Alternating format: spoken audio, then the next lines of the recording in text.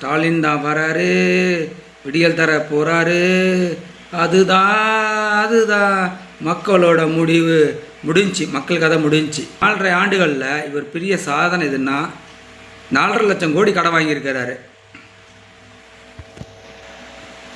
இந்த 4.5 வருஷத்தில் அரிதாப்பட்டி போராட்டம், பரந்தூர் விமானம் போராட்டம், 8 வழிச்சாலை, இன்னும் பல பிரச்சனைகள், மீனவர் பிரச்சனை, செவிலியர் பிரச்சனை, தூய்மை பணியாளர் பிரச்சனை, லாக்அப் டெத்து, ஆணவ கொலை, இவ்வளோ பிரச்சனை சந்திச்சிருக்கு. நீங்கள் இந்த டாஸ்மாக் எப்பப்பா எடுப்பீங்க? அதை கொஞ்சம் எடுத்து விடுங்கப்பா.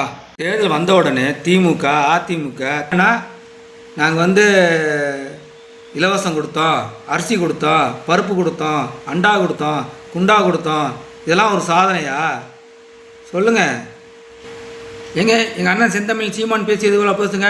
நாங்கள் நிலம் காப்போம், வளம் காப்போம், தற்சார்பு பொருளாதாரத்தை உருவாக்குவோம் அப்படின்னு பேசுங்க பார்ப்போம். பேச மாட்டீங்க.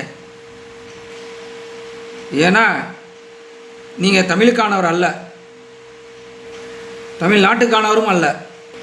இன மொழியை பற்றி பேச மாட்டீர்கள்.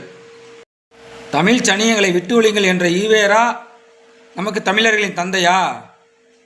தெம்பும் திராணியும் இருந்தால் திமுக அதிமுக தாவேகா நாம் தமிழர் கட்சியின் கருத்தியலோடு மோத முடியுமா உங்களுக்கு?